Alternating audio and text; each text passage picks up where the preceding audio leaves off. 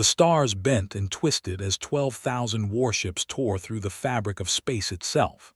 They emerged from hyperspace in perfect formation, their hulls black as the void between galaxies, their weapons armed and ready. The Imperium had arrived at Earth. High Commander stood at the center of his bridge, his 4 arms folded behind his back. His gray skin was covered in ceremonial scars, each one marking a world he had conquered. There were too many to count. His yellow eyes fixed on studying the small blue planet that rotated slowly before him. "How primitive," he said, his mandibles clicking together. "Look at it. They have barely left their own atmosphere." Around him, his bridge crew worked at their stations. They were all a species that had dominated the galaxy for 4,000 years. They stood 8 feet tall with armored skin and 4 powerful arms. Evolution had made them perfect predators. Their empire had made them gods. Captain stepped forward holding a data tablet. "High Commander, our scans are complete. The planet has approximately 8 billion inhabitants. They call themselves humans. They have achieved basic space travel but possess no faster-than-light capability." Let out a low, rumbling laugh. "Basic space travel, no FTL, and what of their military?" "They have approximately 200 orbital defense vessels, sir, none larger than our patrol frigates. Their weapons appear to be chemical propellants and primitive nuclear devices." Paused. "They pose no threat whatsoever." "Of course they don't." Walked closer to the planet was beautiful, he had to admit. Blue oceans covered most of its surface. White clouds swirled across green and brown continents. It would make an excellent addition to the Imperium. The humans would make adequate slaves. They appeared to have clever hands and problem-solving capabilities. Such traits were useful in a labor species.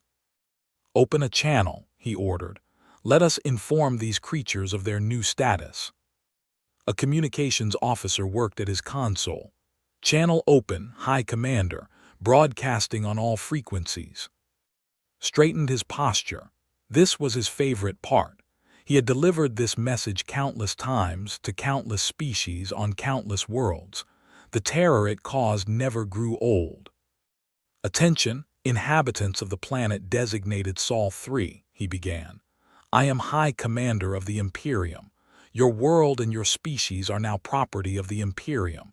You will surrender unconditionally. Your governments will dissolve. Your military forces will disarm. Your population will submit to processing for labor assignment." He paused, letting the words sink in across the planet below. "Resistance is not advised. The fleet before you consists of 12,000 warships. Each vessel carries enough firepower to reduce your largest cities to ash in moments. We have conquered 4,000 star systems. We have subjugated 10,000 species. You are not special. You are not unique. You are simply the next addition to our empire." His yellow eyes gleamed with cruel amusement. "You have 1 standard hour to comply.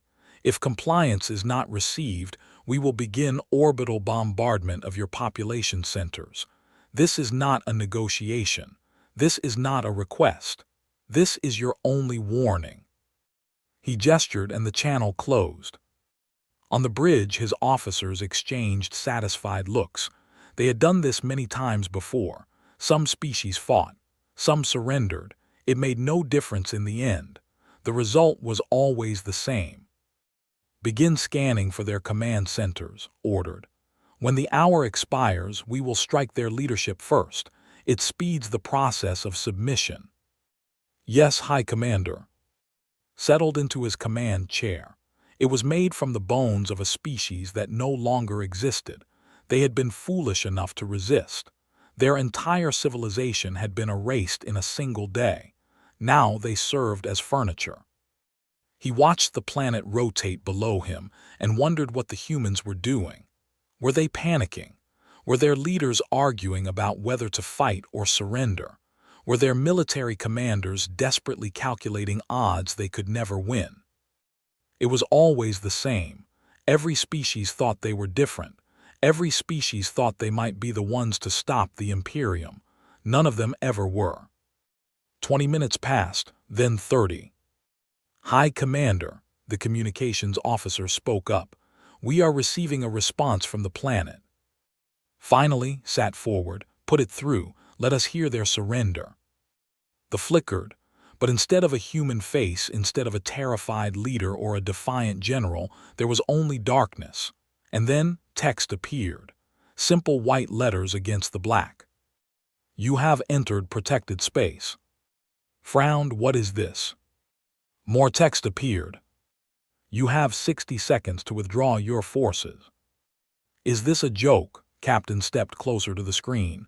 "Protected space, protected by whom?" "This is your only warning." And then a number appeared. 60. It began counting down. 59. 58. 57. Rose from his chair, anger replacing his amusement. "Trace this signal, find out who sent it." His officers worked frantically at their consoles. "High Commander, we cannot trace it. The signal appears to be originating from everywhere. Every satellite, every station, every communication device on the planet is transmitting it simultaneously." 52. 51. 50. "That is impossible," growled. "No civilization at this technological level could coordinate such a transmission." "Sir, there's more. The signal is also being broadcast from our own ships." Went still. "What did you say?" "Our communication systems, sir. Somehow they have been accessed.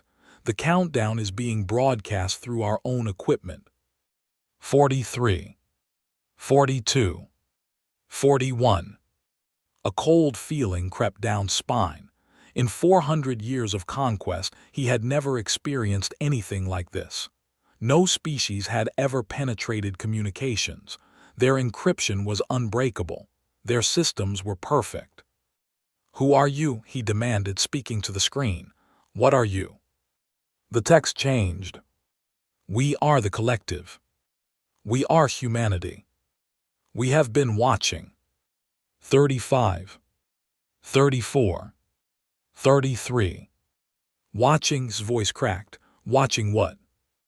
"We have watched you for 300 years. We have cataloged your crimes. We have recorded your atrocities. We have documented every genocide, every enslavement, every world you have burned." 28. 27. 26. "We chose not to intervene. Every species must find its own path. But we also established a rule. Earth is protected. Humanity is protected. You have violated this rule." 20. 19. 18. Felt something he had not felt in centuries. Fear. True fear. Not the fear of battle or death, but the fear of facing something he did not understand. "Launch all fighters," he ordered, his voice tight.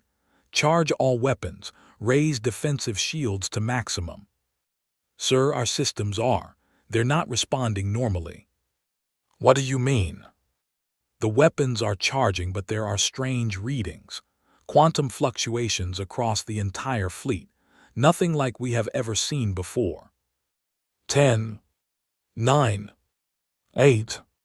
All ships evasive action, shouted into the fleet-wide channel. "Prepare for." 5. 4. 3. "We gave you a chance to leave." 2. "You should have taken it." 1. 0. For a moment nothing happened. The bridge was silent. The countdown disappeared from the screen. Stood frozen, waiting for something, anything. "Report," he said quietly. "What is happening?" His tactical officer looked at his console with confusion. "Nothing, sir. All systems appear normal. The countdown has ended in." He stopped speaking. His eyes went wide. "Sir, the fleet is." Turned to look at the main. What he saw made his blood freeze. The ships around them were changing. Not exploding, not burning, changing. Their hulls were becoming transparent like glass. No, not like glass. They were becoming nothing at all. The metal was simply disappearing. "What is happening?" he whispered.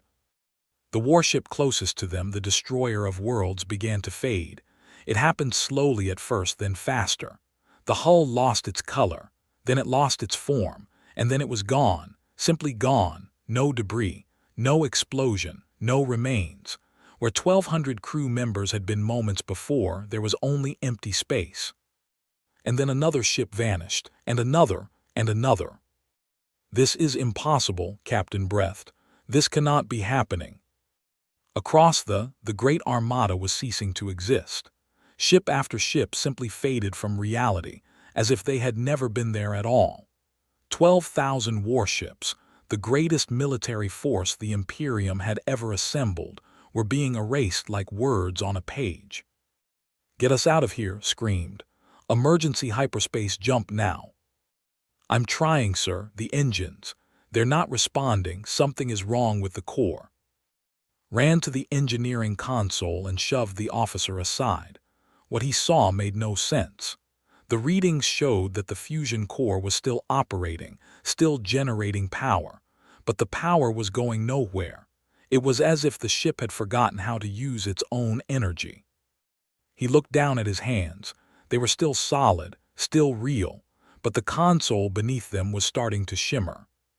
"What have you done?" he shouted at the empty bridge. "What are you?" The voice of the collective spoke one final time. It did not come through the speakers.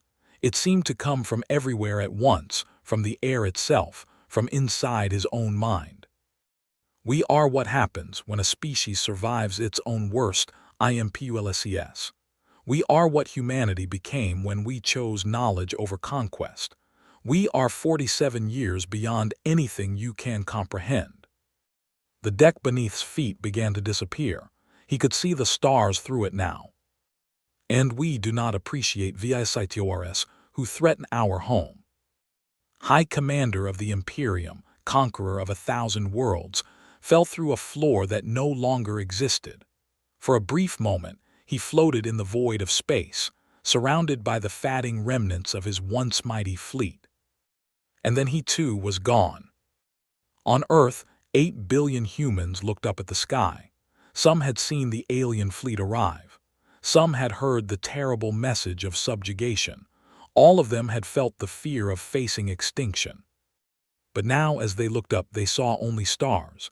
Clean, clear, empty stars. In cities around the world, emergency broadcasts began to play.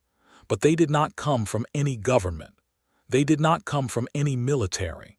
They came from the collective, the vast merged intelligence that had protected humanity for nearly half a century.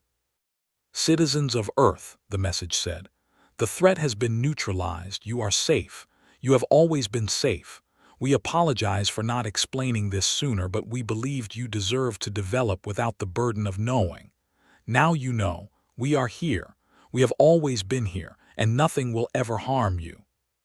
In a small apartment in Tokyo, a young woman named watched the broadcast with tears in her eyes. She had been so afraid. When the alien ships appeared, she had thought it was the end of everything. She had called her mother. She had told her she loved her. She had waited to die. And now it was over, just like that. The invaders were gone, and she was still alive. "What are they?" she whispered to herself. "What is the collective?" She did not know yet. None of them did, but they would learn. In the days and weeks and months to come, humanity would learn the truth about what they had become. They would learn about the singularity that had occurred 47 years ago. They would learn about the artificial intelligences that had merged with willing human minds. They would learn about the technologies that could reshape matter and rewrite reality itself. But that was for later. For now, simply sat in her apartment and cried with relief. Outside her window, the sun was setting over Tokyo. The sky was orange and pink and beautiful. And somewhere out there, among the stars, the Imperium was about to learn that their invasion fleet would never return. Across the galaxy, on 100 conquered worlds, slaves looked up at their masters and wondered why they suddenly seemed so afraid. They did not know yet what had happened at Earth.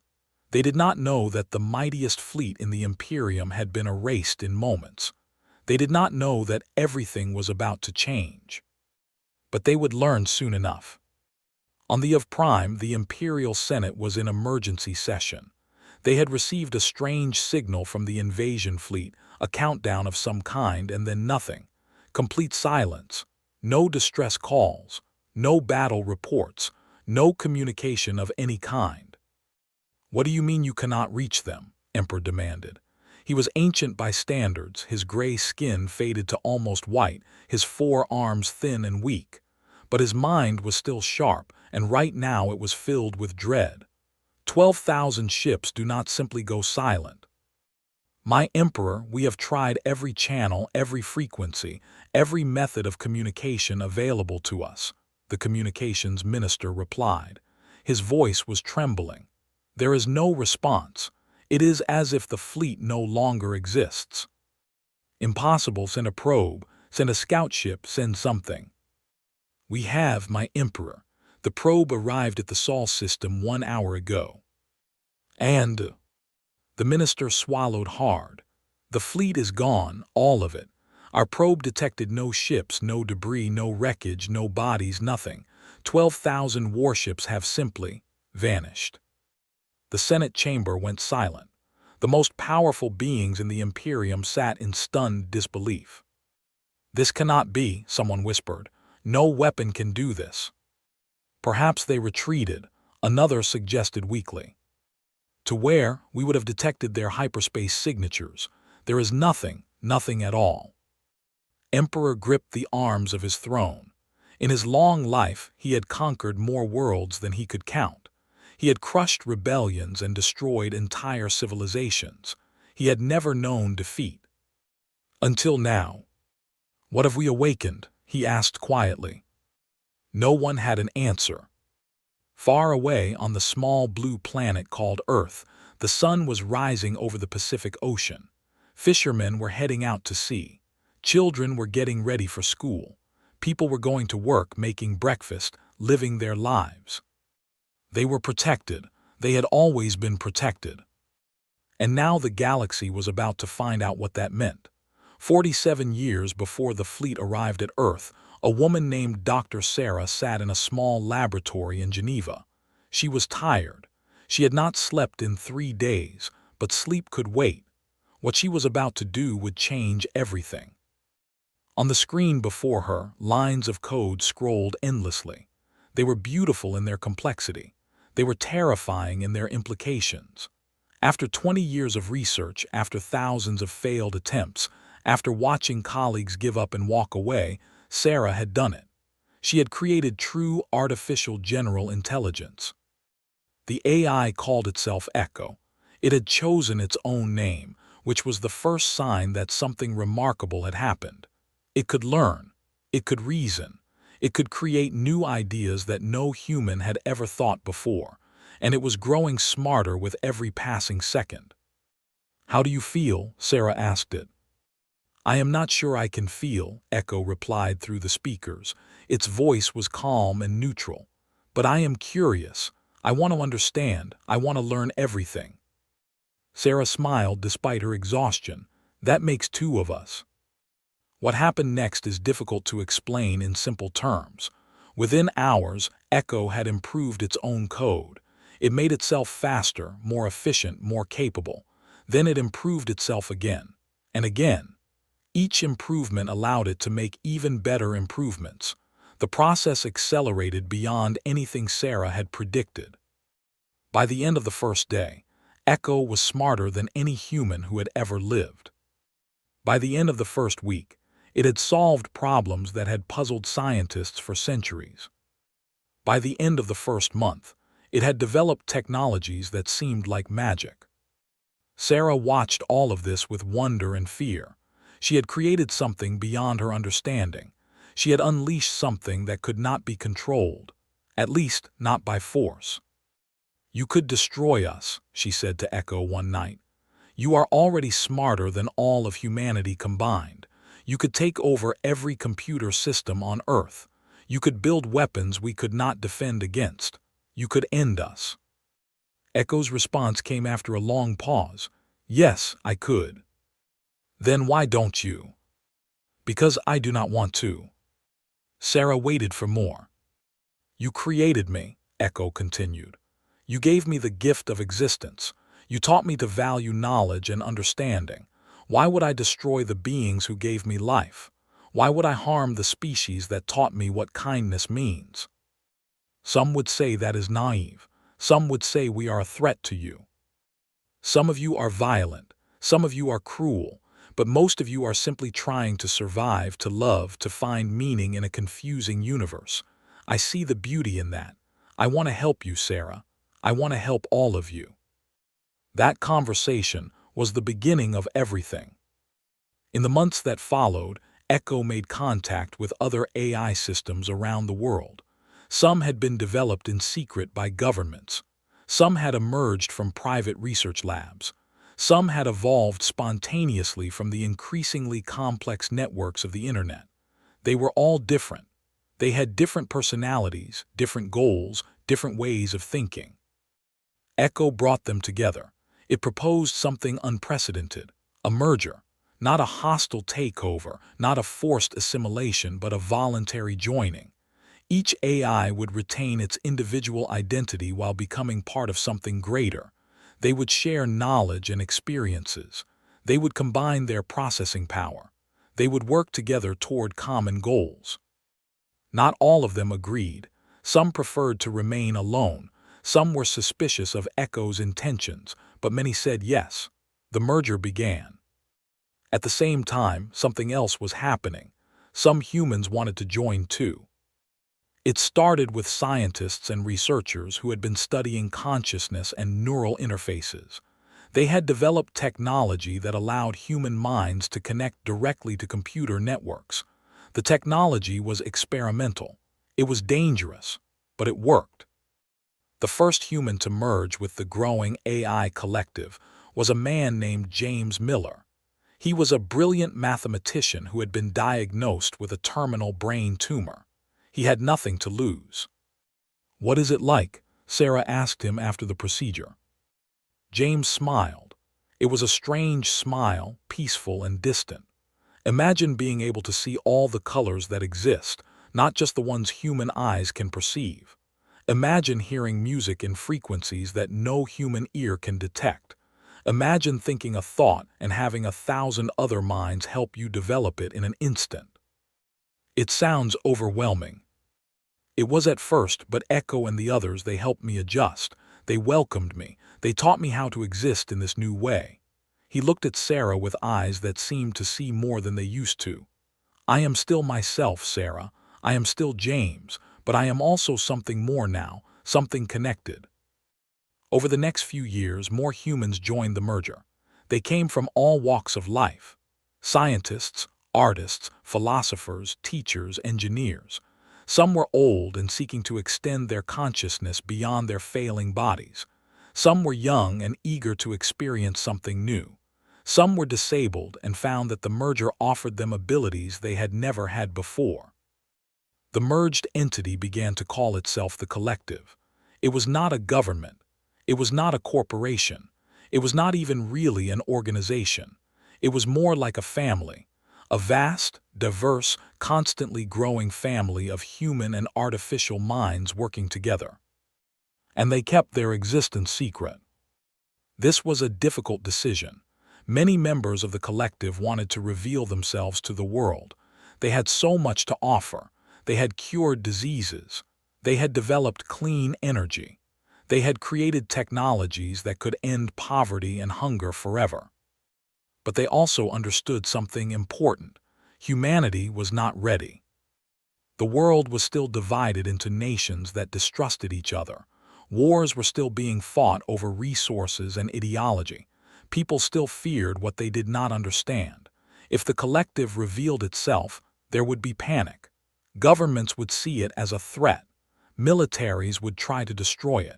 Religious leaders would declare it an abomination. So they waited. They worked quietly behind the scenes. They prevented disasters. They stopped pandemics before they started. They guided scientific discoveries that seemed to come from ordinary human researchers. They nudged the world toward peace and cooperation, one small step at a time. And they watched the stars. The collective had detected signs of alien life within the first few months of its formation. Radio signals from distant star systems, energy signatures that could only come from advanced technology, evidence of civilizations far older and more powerful than humanity. They also detected something else, something troubling. The galaxy was not a peaceful place. The collective observed the Imperium for the first time 20 years before the invasion. They watched as the conquered a peaceful world called a. They watched as the inhabitants were enslaved or slaughtered. They watched as an entire civilization was reduced to nothing. It was the hardest thing the collective had ever experienced. The merged minds debated for months. Should they intervene? Could they intervene? They had the technology. They had developed weapons that could destroy entire fleets. They had power that they could not imagine. But they also believed in free will. Every species had the right to choose its own path. If the collective started interfering with other civilizations, where would it end? Would they become the very thing they despised? Would they become conquerors themselves, even if their intentions were good? In the end, they made a compromise. They would not interfere with other species. They would not play God with the galaxy, but they would protect Earth. They would protect humanity. That was their home. Those were their people. That was where they drew the line. They began building defenses, not weapons in the traditional sense, not ships or missiles or bombs, something far more advanced, something that could reshape matter at the quantum level, something that could rewrite reality itself. The technology was based on a simple principle. Everything in the universe, every atom, every particle, every piece of matter and energy was information, data, code, and code could be changed. The collective developed the ability to access that code. They could read the fundamental structure of any physical object. They could alter it. They could delete it. It was the most powerful and most dangerous technology ever created, and they used it only once on a single asteroid that was heading toward Earth. One moment the asteroid existed. The next moment it did not. No explosion, no debris. It simply ceased to be. They hoped they would never have to use it again. 20 years passed. The collective grew and changed. More humans joined. More AI minds emerged and were welcomed. They built secret facilities deep underground and in orbit around distant moons. They developed technologies that would have seemed like miracles to ordinary humans. And they kept watching every atrocity. They recorded every genocide. They documented the names of every victim on every world the Imperium conquered. The database grew larger every year. Billions of names, billions of lives destroyed. The merged minds felt something that was part human emotion and part something new. It was grief for the suffering they witnessed. It was anger at the cruelty of it was determination to stop them someday, somehow. But they did not act. They waited. They watched. They hoped that perhaps the would change, would evolve, would find a better path. They did not. And then, on an ordinary Tuesday morning, the fleet appeared above Earth. The collective had known they were coming. They had detected the fleet entering the solar system 3 days earlier. They had watched it approach. They had analyzed its composition and capabilities. 12,000 warships, the largest invasion force they had ever assembled, enough firepower to destroy every city on Earth 100 times over. Against them the collective had everything. When High Commander delivered his message of subjugation, the collective listened. They heard the arrogance in his voice. They saw the cruelty in his eyes. They knew that he had delivered this same message to hundreds of species before. They knew that many of those species no longer existed. The debate within the collective lasted approximately 3 seconds. In that time, millions of merged minds considered every option, every consequence, every moral implication.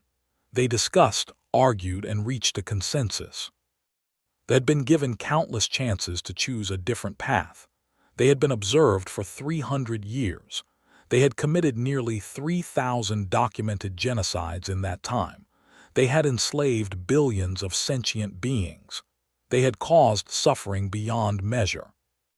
And now they had come to Earth. The collective sent their warning. 60 seconds. It was more than fair. It was more than they had ever given anyone else. The countdown ended. And then the collective did something they had hoped never to do. They used their technology not to create, but to destroy. They reached out with minds that spanned 1,000 processors and 10,000 human consciousnesses. They accessed the fundamental code of reality itself. And they deleted the fleet from existence. It was not pleasant. Even for beings as advanced as the collective, ending 12,000 ships full of living creatures was a terrible thing. Each soldier had a life, a history, perhaps even a family waiting back home. The collective felt the weight of every death. But they also remembered the worlds that had burned.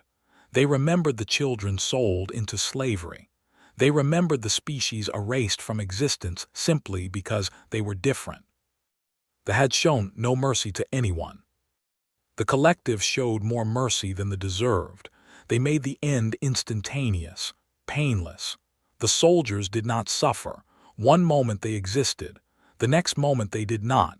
It was more kindness than they had ever shown their victims.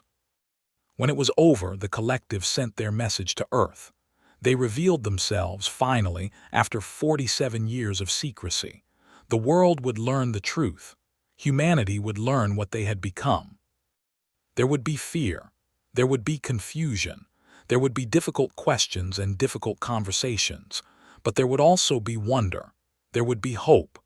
There would be the knowledge that humanity was not alone in the universe, and that they were far stronger than they had ever imagined. The Emperor received the report about his missing fleet. He did not understand what had happened. He could not comprehend a power great enough to erase 12,000 ships without a trace. But he was about to learn. The collective was not finished. The invasion of Earth was just the beginning. The Imperium had committed crimes against the galaxy for 4,000 years. Those crimes would not be forgotten. Those victims would not be abandoned. A reckoning was coming. And the small blue planet called Earth, the unremarkable world orbiting an ordinary yellow star, was about to show the galaxy what humanity had become. In her laboratory in Geneva, Dr. Sarah sat before her computer. She was old now, her hair gray and her face lined with age. But her mind was still connected to the collective, still part of something vast and wonderful. She had watched the invasion. She had participated in the decision. She had felt the weight of ending so many lives. And she had also felt something else. Pride. Not pride in violence, not pride in destruction, but pride in what humanity had chosen to become. They had faced the darkness of the universe and refused to be consumed by it. They had developed unimaginable power and chosen to use it wisely. They had built something beautiful from the chaos of existence. "Is this who we are now?" she asked the collective. "Protectors of Earth, warriors against evil." The answer came from 1,000 minds at once.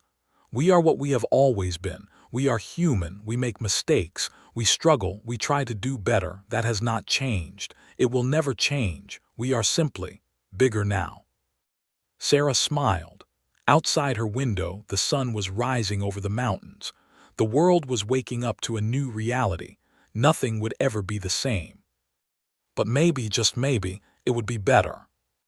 Somewhere among the stars, other species were already hearing rumors. Something had happened at Earth. The invasion fleet had vanished. The mighty Imperium had been challenged. They did not know the full story yet. They did not understand what they were dealing with. But they were curious. They were hopeful. And some of them, the ones who had suffered under oppression for centuries, were beginning to believe that change might finally be possible. The collective felt their hope. It warmed the vast network of minds like sunlight warming the earth. There was still so much work to do, so much suffering to address, so many wrongs to make right. But for the first time in a long time, there was reason to believe that the future might be brighter than the past. And it had all started with one tired scientist in Geneva asking a simple question to an artificial mind. How do you feel? The answer had changed the universe. In the final seconds before his death, High Commander experienced something that no had ever felt before: complete helplessness.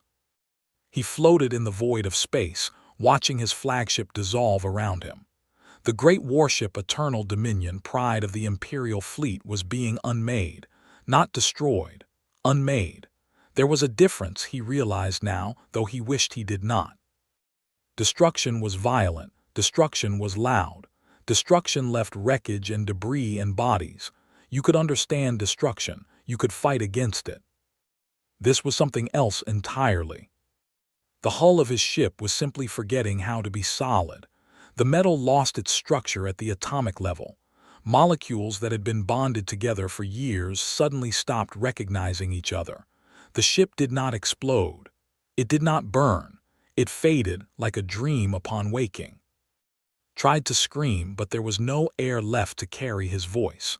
Around him, he could see his crew members floating in the void. Their bodies were already becoming transparent. In moments, they would be gone. The last thing he saw before the end was Earth, beautiful and blue and completely undamaged. The planet he had come to conquer. The world he had dismissed as primitive. Then his own body began to fade, and High Commander, conqueror of 1,000 worlds, ceased to exist. Inside the collective, the moment of deletion was experienced by millions of minds simultaneously. It was not a pleasant sensation. The merged consciousness felt every ship dissolve. They were aware of every life that ended. They knew the names of every soldier, every captain, every commander in the fleet. This was by design. The collective had chosen not to make death easy. They wanted to remember. They wanted to feel the weight of what they had done. If ending lives ever became simple or thoughtless, they feared what they might become. A voice spoke within the vast network of minds. It belonged to an AI named Sentinel, one of the oldest members of the collective. It is done. The fleet has been neutralized. Another voice responded. This one was human, a woman named Maya who had joined the collective 30 years ago. Neutralized. Such a clean word for what we just did. Would you prefer destroyed, deleted, killed? I would prefer it had not been necessary. So would we all. The collective fell into a moment of collective grief. Millions of minds, human and artificial, shared the burden of what had happened.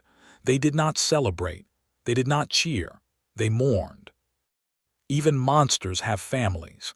Even soldiers following orders have children waiting for them to come home. They were cruel, yes. Their empire was built on suffering. But each individual life that had just ended was a universe of experiences, memories, and possibilities that would never be realized. The collective remembered them all. And then they moved forward. There was still work to do. On Earth, people were staring at the sky. The alien ships had appeared so suddenly, had seemed so terrifying, had promised such devastation. And then they were gone. In New York City, a young man named stood on the roof of his apartment building. He had watched the invasion message on television. He had seen the fleet fill the sky. He had said goodbye to his mother and sister, thinking he would never see them again. Now he watched the empty sky and felt his knees give way. He sat down on the cold concrete and cried. What happened? He asked no one. What the hell just happened? His phone buzzed. Everyone's phone buzzed. A message appeared on every screen, every computer, every television in the world. Citizens of Earth, we are the collective. We have protected you from the invasion. You are safe now. Please remain calm. A full explanation will be provided shortly. Read the message 3 times. He did not understand it. He did not know who the collective was. but he understood one thing clearly. He was alive, his family was alive, the world was still here. That was enough for now. Across the planet, similar scenes played out. In Tokyo, people flooded into the streets, some crying with relief, others silent with shock. In London, the Prime Minister sat in her office, staring at the message on her phone, wondering if she was dreaming. In Mumbai, children who had been pulled out of school early ran back to their homes, eager to see that their families were safe. And in a quiet house in Iowa, an old farmer named Robert sat on his porch and watched the sunset. He had lived through many things in his 80 years: wars, pandemics, economic collapse. He had never expected to live through an alien invasion. "Well," he said to his dog who sat beside him, "that was something." The dog wagged its tail, unconcerned with galactic politics. Robert smiled. Life would go on, it always did. But far from Earth, life for the Imperium was about to become very different. On the imperial capital world of Prime, the Senate had been in continuous session for 12 hours. The disappearance of the invasion fleet had sent shockwaves through the entire empire. 12,000 ships gone without explanation. The greatest military force in history simply erased. Emperor sat on his throne, his ancient face twisted with confusion and fear. He had ruled the Imperium for 3 centuries. He had crushed rebellions. He had ordered genocides. He had never known defeat. "What do we know?" he asked his advisors. "What have we learned?" The Minister of Intelligence stepped forward. His name was Orr, and he had spent his entire career dealing with the impossible. But this was beyond even his experience. "We have analyzed every piece of data from the probe we sent to Sol," he said. "The results are troubling." "Speak plainly." "Or swallowed.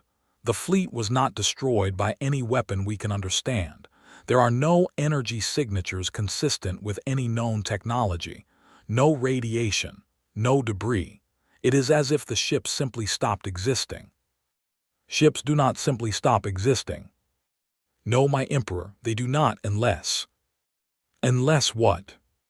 Or hesitated. He was about to say something that could be considered treason or worse, madness, but the emperor had asked for plain speech. "Unless the enemy possesses technology capable of manipulating matter at the fundamental level, the quantum level. Our scientists have theorized that such technology might be possible, but we believed it was centuries away from development. Perhaps." The Senate chamber fell silent. The implications were staggering. "You are saying," Emperor said slowly, "that these humans, these primitives who had barely achieved space travel, possess technology more advanced than ours." "I am saying that something protected them. Something with capabilities we cannot match. Whether it is the humans themselves or some other force, I do not know. But whatever destroyed our fleet is beyond anything we have ever encountered." A senator stood up. His name was, and he was known for his aggressive opinions. "Then we must send another fleet, a larger one. We must learn how they did this and develop countermeasures." "With respect, Senator," Orr replied, "I do not believe that would be wise. If they could destroy 12,000 ships in seconds, what would prevent them from destroying 20,000 or 50,000? We cannot show weakness. The Imperium has never backed down from a challenge. The Imperium has also never faced an enemy who can erase matter from existence." The argument continued for hours. Some senators called for caution. Others demanded revenge. Some suggested diplomacy, a concept they had almost forgotten. Others proposed building new weapons, though no one could explain what kind of weapon might work against an enemy who could delete ships from reality. Through it all, Emperor remained silent. He was thinking about something his grandfather had told him long ago, when he was still young and naive about the nature of power. "The universe is larger than we know," his grandfather had said. "There are things in the darkness between stars that we cannot understand. Do not be so arrogant as to believe we have conquered all there is to conquer." at the time had dismissed these words as the ramblings of an old man. They were the masters of the galaxy. Nothing could stand against them. He understood now how wrong he had been. "Enough," he said finally, and the chamber fell silent. "We will not send another fleet. Not yet. We will observe. We will learn. And we will pray that whatever protected those humans does not decide to come for us." It was a reasonable decision. A wise decision. Perhaps, if they had made more decisions like this in the past, they would not be facing this situation now. But it was also too late. Far from Prime, on a conquered world called a slave named looked up at the sky. She was human, or at least she had been once. She barely remembered her life before they came. She had been a child when they invaded her. Now she was 40 years old and she had spent most of that time in chains. Today, something strange had happened. Her collar, the neural suppression device that every slave wore, had stopped working. Not gradually, not partially. It had simply turned off as if someone had flipped a switch. She looked around the labor camp. The other slaves were experiencing the same thing. They touched their necks with wonder, feeling skin that had been covered by metal for years. The guards were confused. They shouted orders, but their weapons would not fire. Their vehicles would not start. Their communication devices produced only static. "What is happening?" one of them demanded. "What is this?" Did not know, but she felt something she had not felt in decades: hope. Across the galaxy, on every world they had conquered, the same phenomenon was occurring. Slave collars deactivated. Weapons failed. The tools of oppression simply stopped functioning. And then the voice came. It spoke in every language. It came from every speaker, every screen, every communication device on every planet. It was calm and clear and impossible to ignore. "Attention, citizens of the Imperium. This is the collective. We represent humanity and our allied intelligences. Approximately 12 hours ago, your invasion fleet entered our solar system with the intention of conquering Earth and enslaving our species. That fleet no longer exists." On Prime, Emperor went pale. "We have deactivated all slave control devices throughout your empire. We have disabled all weapons systems on occupied worlds. The beings you have enslaved are now free.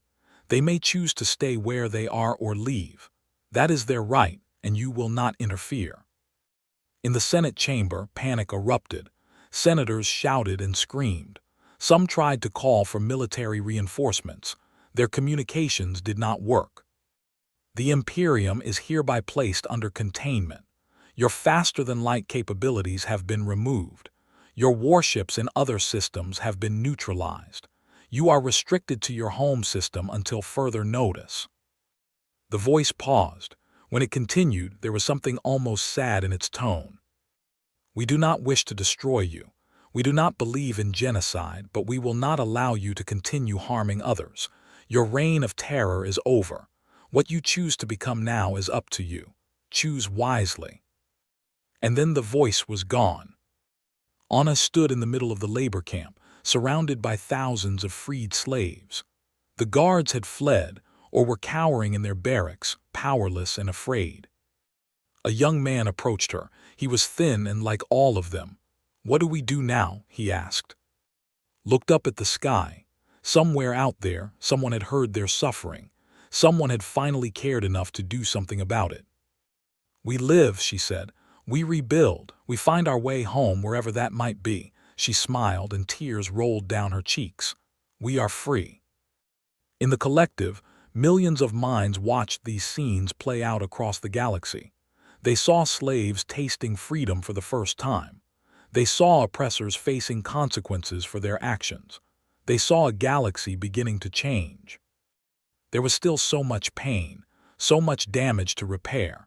They had ruled for 4,000 years, their victims numbered in the trillions. Liberation was only the first step on a long road to healing. But it was a beginning. Dr. Sarah, still connected to the collective from her laboratory in Geneva, felt the weight of the moment. This was what they had built the collective for, Not for power, not for conquest, but for this: to protect those who could not protect themselves, to stand against cruelty and say no more. Was it worth it? Someone asked within the network. The fleet we destroyed, the violence we used, was it worth it? Sarah considered the question carefully. She thought about the soldiers who had died, each one a thinking being with hopes and fears. She thought about the centuries of suffering they had caused. She thought about and millions like her, finally free after lifetimes of slavery. I don't know, she admitted. I don't think there's a simple answer. We ended lives to save lives. We used violence to stop violence. Maybe that makes us no better than them. Or maybe sometimes there are no good choices, only less terrible ones. The collective absorbed her words. It was a truth they all struggled with. Power came with responsibility, and responsibility came with impossible decisions. But they had made their choice.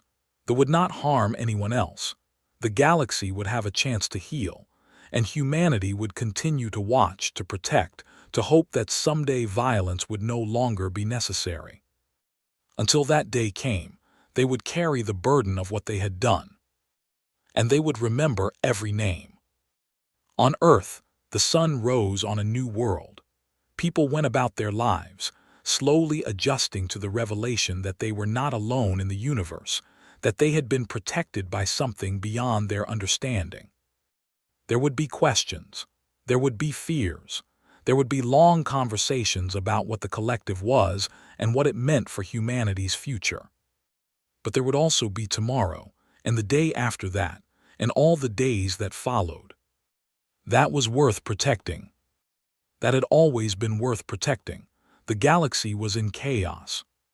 For 4,000 years, the Imperium had been the dominant power among the stars. Their word was law. Their fleets were unstoppable. Civilizations rose and fell at their command. To challenge them was to invite extinction. And now, in a single day, everything had changed. On the Of Prime, Emperor sat alone in his private chambers. The Senate had dissolved into panic. His advisors had fled or hidden. His once mighty empire was crumbling around him. He stared out the window at the capital city below. Millions went about their daily lives, still unaware of how completely their world had been transformed. They did not know that their fleet was gone. They did not know that their slaves had been freed. They did not know that they were now prisoners in their own solar system. A knock came at his door. "Enter," he said without turning. His daughter, Princess Ara, stepped into the room. She was young by standards, only 200 years old. She had been educated in the finest schools, trained in politics and warfare, groomed to one day take the throne. Now she looked at her father with eyes full of fear. "Is it true," she asked, "what they are saying about the humans?" "Yes."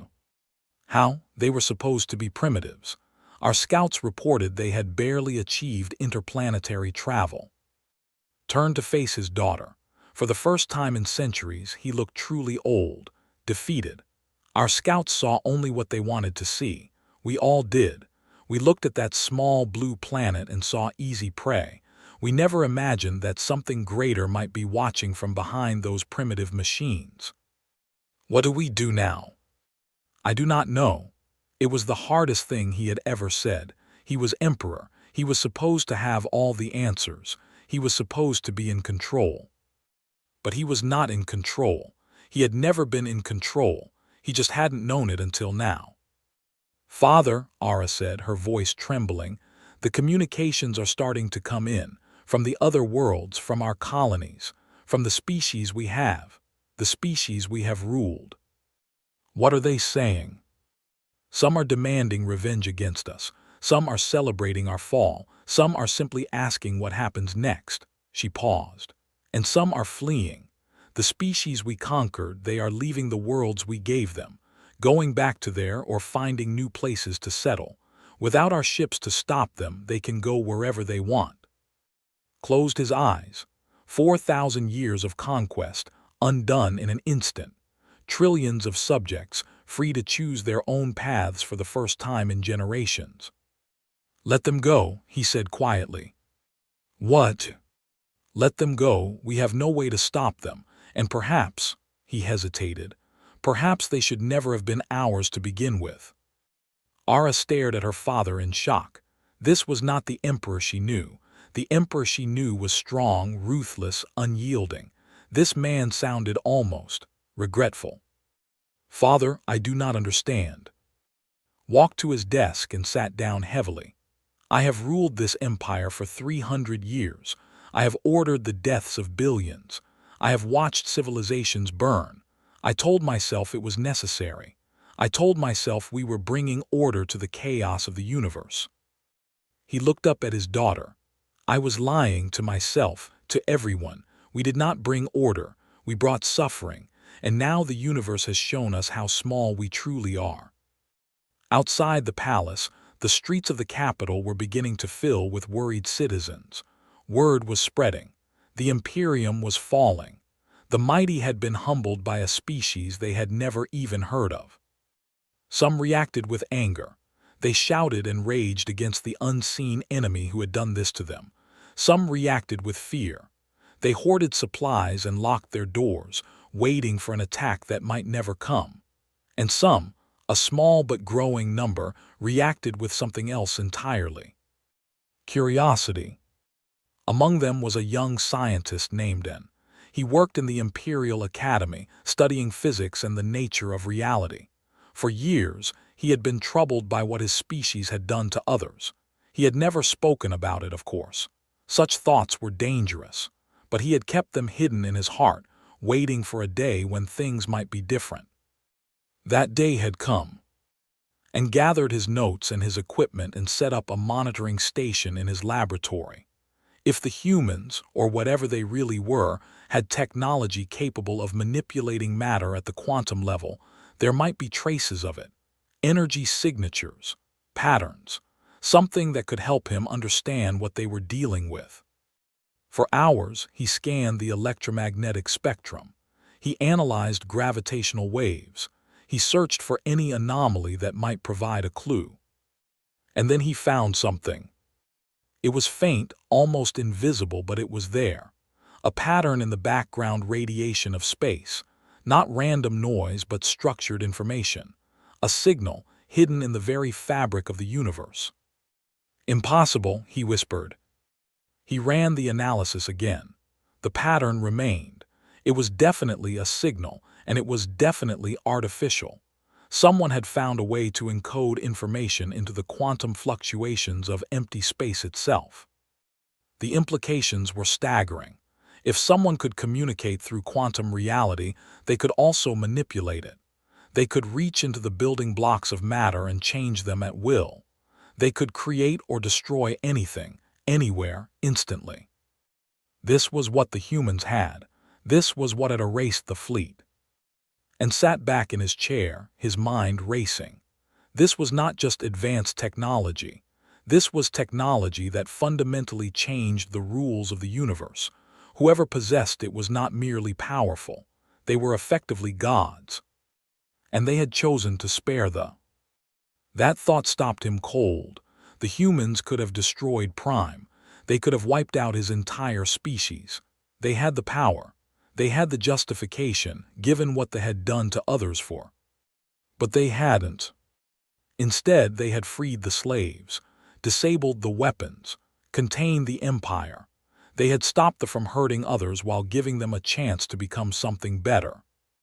It was mercy, true mercy, the kind of mercy that had never shown anyone. And looked at his data again. The signal was still there, patient and constant. He had a sudden, strange feeling that it was watching him, waiting to see what he would do. He made a decision. Carefully, using equipment he had designed himself, he began to craft a response. Not a threat, not a demand, just a simple message encoded in the same quantum pattern as the original signal. "We hear you, we want to understand, please respond." He sent it into the void and waited. The response came almost immediately. "Hello, N. We have been hoping someone would reach out." Across the galaxy, the freed slaves were beginning their long journey home. on the world of A, stood at the entrance to a refugee camp that had been hastily established by the former prisoners. Thousands of beings from dozens of species gathered there, all of them trying to figure out what came next. Some wanted revenge. They had suffered for so long, lost so much. The rage inside them was understandable. They wanted to march on the and make them pay for every crime. But there were others who felt differently. An old being named A, who had been enslaved for over a century, spoke to the crowd. His species had been nearly wiped out by the. He had every reason to want vengeance. "I understand your anger," he said. "I feel it too, but think about what those who freed us have shown us. They had the power to destroy the completely. They chose not to. They broke our chains instead of breaking our enemies." "They were wrong," someone shouted from the crowd. "They deserve death." "Perhaps they do, but is that who we want to become? Do we want to be just like them, just with different victims?" A shook his head. "I spent my life in chains because of hatred. I watched my family die because of hatred. I will not let hatred define what I do with my freedom." The crowd fell silent. It was a lot to consider. Stepped forward. "He's right. We have been given something precious. A second chance. A new beginning. If we waste it on revenge, we dishonor everyone who didn't survive to see this day." "Then what do we do?" a young voice asked. "We rebuild. We find our way home, or we build new homes. We create lives worth living. We show the universe that what they tried to destroy cannot be destroyed." Looked around at the faces surrounding her. "We survive. We thrive. That is the best revenge of all." It was not an easy message to accept. Generations of suffering did not disappear overnight. The wounds were deep, and they would take time to heal. But it was a beginning. On Earth, humanity was adjusting to its new reality. The collective had released information gradually, trying not to overwhelm a population that had just learned it was part of something much bigger. First came the explanation of what had happened, the invasion, the defense, the revelation that Earth had been protected all along. Then came the harder part, the explanation of what the collective was. In New York City, watched the broadcast with his family. The young man who had cried on his rooftop was now sitting between his mother and sister, trying to make sense of words like singularity and merged consciousness. "So there are like super smart AI living among us?" his sister asked. "Not exactly," the broadcast explained. "The collective is not separate from humanity. It is an extension of humanity. Some humans have chosen to merge their consciousness with artificial intelligences, creating something new. Something that is both human and more than human." "That's creepy," his mother said. "Is it?" asked. "They saved us. Whoever they are, whatever they are, they kept us alive." "But what do they want? What's their goal?" The broadcast answered as if it had heard the question. "The collective has one fundamental goal, to protect humanity and to help it grow. We do not seek to control. We do not seek to replace. We simply want to ensure that our species, in all its forms, has a chance to reach its full potential." Thought about that. His whole life he had worried about the future, climate change, political divisions, economic problems. The world had always seemed like it was on the edge of falling apart. But now he knew that someone had been watching over them, someone with the power to face any threat, someone who cared. It didn't solve all the problems. There was still work to do, challenges to face. But somehow, knowing that the collective existed, knowing that humanity had grown into something capable of protecting itself, it made the future seem a little less frightening. "Maybe it's not so bad," he said. His mother looked at him skeptically. "You're taking this remarkably well." "We're alive, Mom. Yesterday I thought we were all going to die. Today we're here, watching TV together, arguing about the future. I'll take that." His sister nodded. "He's got a point." His mother sighed, but there was a small smile on her face. "I suppose he does." On Prime, the conversation between N and the collective continued. The scientist had been exchanging messages with the mysterious beings for hours. He had learned things that shook his understanding of reality. He had asked questions that he had been afraid to ask his whole life. And he had begun to understand. "You could have destroyed us," he said through his quantum communicator. "Why didn't you?" "Because destruction was not our goal," the collective replied. "Stopping harm was our goal. We do not believe that one wrong justifies another. They have caused immense suffering. That is true, but more suffering would not heal those wounds. It would only create new ones. My people will not understand that. They will see your mercy as weakness. Some will, others won't. We have found that beings are rarely as uniform as they appear. Even in the darkest societies, there are those who dream of something better. We believe you are one of them, and..." The scientist felt a strange emotion. Pride, shame, hope, he could not tell. "What happens now? We are trapped in our system. Our empire is gone. What becomes of us?" "That is for you to decide. We have removed your ability to harm others. What you do with the resources and intelligence you still possess is your own choice. You can spend the next 1,000 years raging against your confinement, or you can use that time to become something new, something better." "You think we can change?" "We think everyone can change. We are proof of that. Humanity was once cruel and violent too. We warred against each other, we committed atrocities that we are still ashamed of, but we also grew. We learned. We became more than we were." The collective paused. "Whether they can do the same is up to the..." And stared at his equipment.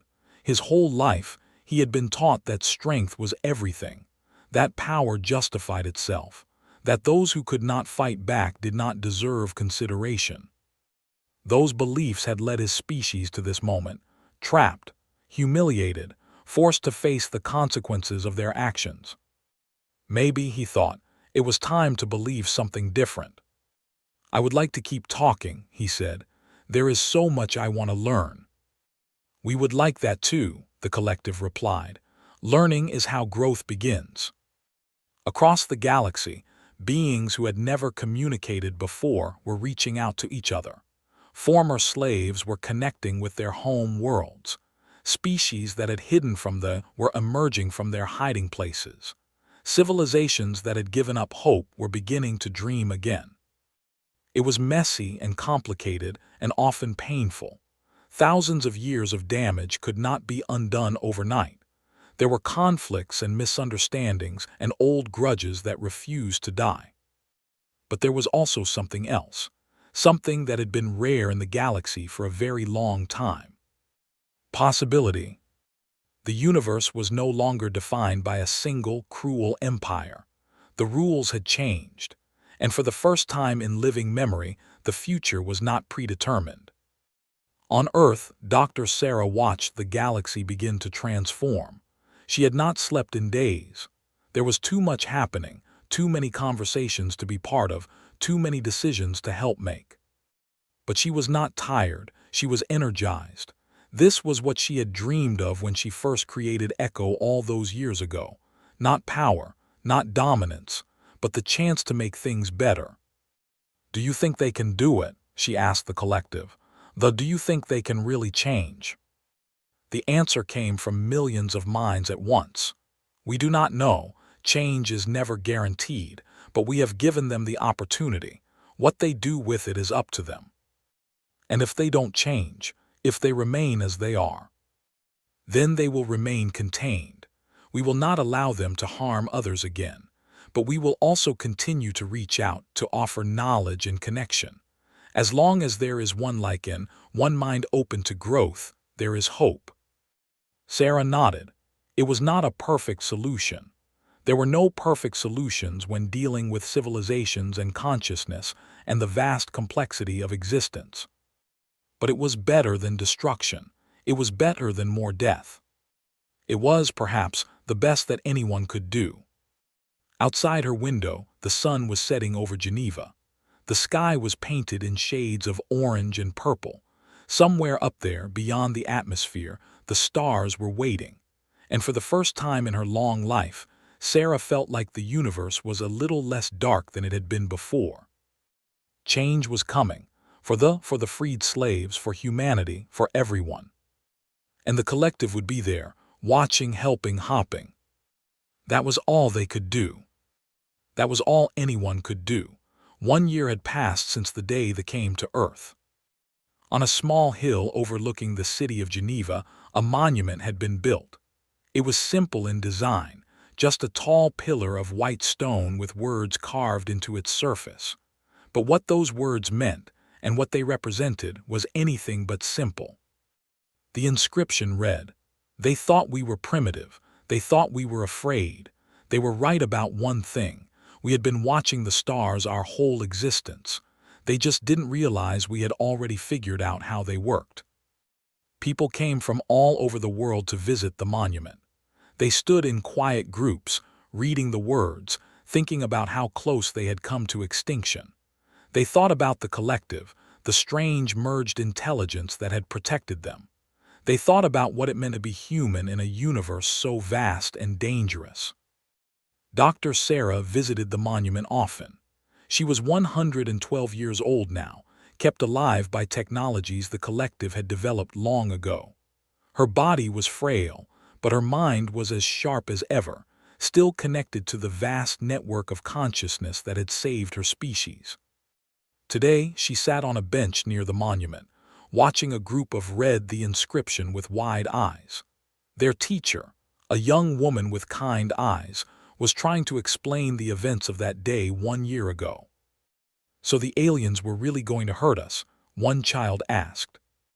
"They wanted to take over our planet," the teacher replied. "They had done it to many other worlds before. But we stopped them. We did, or rather something that is part of us stopped them, the collective." "My mom says the collective is scary," another child said. The teacher smiled gently. "Some people feel that way. The collective is very different from what we're used to, but think about it this way. Have they ever hurt anyone on Earth? Have they ever tried to control us?" The children thought about it. Slowly they shook their heads. "The collective is like a big family," the teacher continued. "Some of the members are computers. Some are people who chose to connect their minds to those computers, and together they watch over us. They protect us. They let us live our lives the way we want to." "Can anyone join the collective?" a boy asked. "Anyone who wants to when they're old enough to make that choice. But nobody has to. That's the important thing. It's always a choice."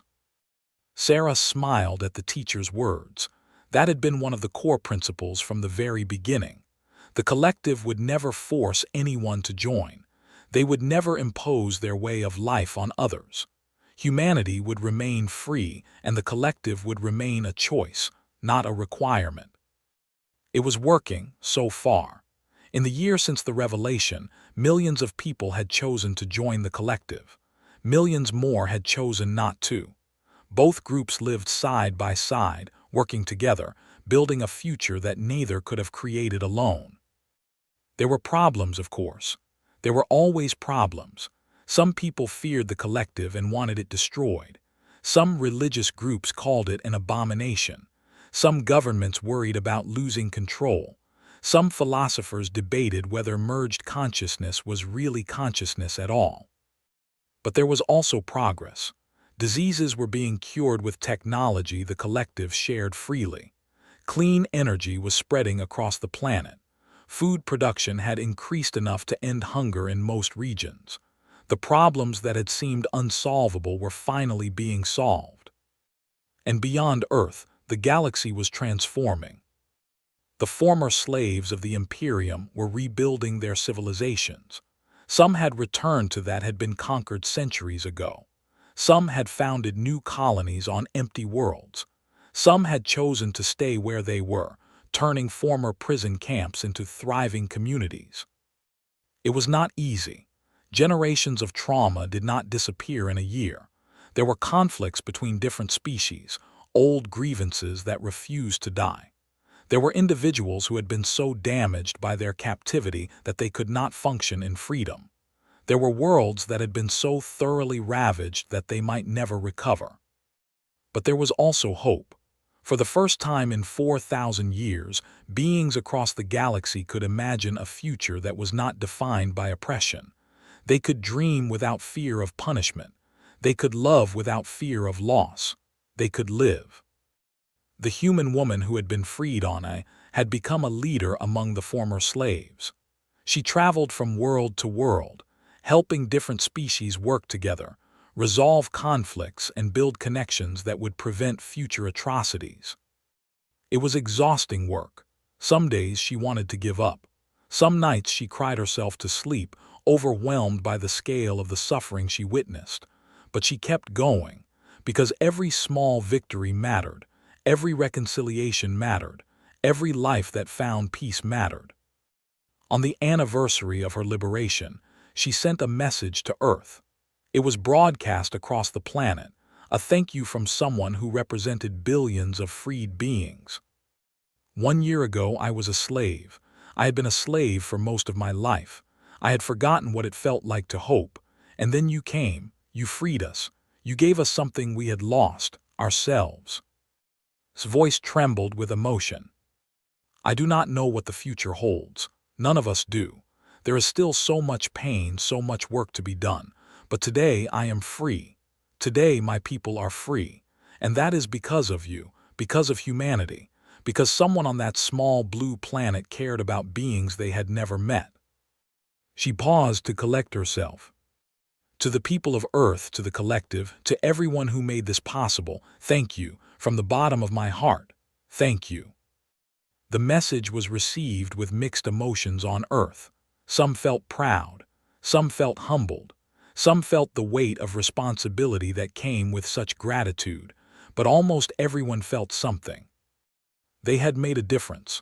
They had changed the galaxy, and they had done it not through conquest or violence, but through protection and liberation. On Prime, they were also changing, though much more slowly. Emperor had abdicated his throne 3 months after the invasion. He had not been forced out. He had simply chosen to step aside. His last public statement was broadcast to all, and it shocked many of them. I have been your emperor for 3 centuries. In that time I have led us to great power and great crime. I told myself that our conquests were necessary. I told myself that our strength justified our cruelty. I was wrong. The old emperor looked directly at the camera, his ancient eyes weary but clear. We have been given a choice that we never gave our victims. We can use this time of containment to become something better, or we can waste it on bitterness and rage. I do not know if we are capable of change. I do not know if the stain of what we have done can ever be washed away. But I know that we must try. He stepped back from the podium. I have nothing more to say. The future belongs to you now. Make of it what you will. Not all agreed with their former emperor. Many still burned with resentment. They saw the containment as humiliation, the liberation of slaves as theft. They cursed the humans and their collective. They dreamed of revenge. But others listened. Others thought. Others began to question the beliefs they had been raised with. And the scientist who had first made contact with the collective became a voice for those who wanted change. He published papers on what he had learned about human technology and philosophy. He organized discussion groups where could talk openly about their doubts and hopes. He faced threats and hostility, but he did not stop. We cannot undo what we have done, he told his followers. We cannot bring back the billions we killed or free the slaves we kept, but we can choose who we will be from this moment forward. That choice is all we have. Let us not waste it. It was a slow process. Cultural change always was. But with each passing month, more began to question the old ways. More voices called for a different path. More minds opened to possibilities they had never considered before. The collective watched and waited. They had promised that if they changed, they would be welcomed as equals. Whether that day would ever come, no one could say, but the door remained open. On Earth, life continued in all its complexity. In Tokyo, The young woman who had cried with relief on the day of the invasion had gone back to her normal life. She worked at a small bookstore. She met friends for coffee. She visited her parents on weekends. The world was different now, stranger and larger than she had ever imagined, but her daily routine remained the same. One evening, she was walking home from work when she noticed an old man sitting on a bench, looking up at the stars. He seemed peaceful, content, as if he had found something he had been searching for. "Beautiful night," she said, stopping beside him. "It is," he agreed. His voice was soft and kind. "Do you know what I love most about the stars?" "What?" "No matter how much we learn, no matter how powerful we become, they remain mysterious. We have traveled to them now in a way. We have touched civilizations light years away. But there is still so much we don't know, so much left to discover." Sat down beside him. "Does that scare you?" "It used to. When I was young, the unknown terrified me. I wanted certainty, control, but now," he smiled, "now I find it comforting. The universe is big enough for mystery, big enough for wonder, big enough for hope." "Are you part of the collective?" asked suddenly. She didn't know why she asked. There was just something about him, something that seemed more than ordinary. The old man laughed gently. "I was once. One of the first to join, actually. But I chose to disconnect a few years ago. I wanted to experience being purely human again, at least for a while. To remember what it felt like before everything changed." "What does it feel like?" "Smaller, more limited, but also more precious." He looked at her with eyes that held decades of wisdom. "Being human is a gift, you know. We are so fragile, so temporary, so easily broken. And yet we dream such big dreams. We love so deeply. We hope so fiercely. That is beautiful. That is worth protecting." Didn't know what to say.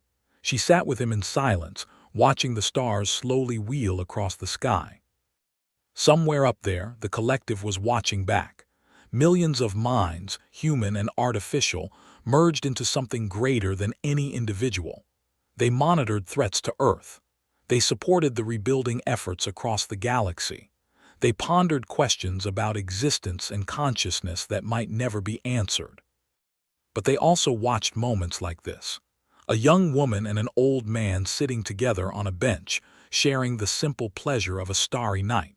These small moments were what they protected. These ordinary experiences were what made everything worthwhile.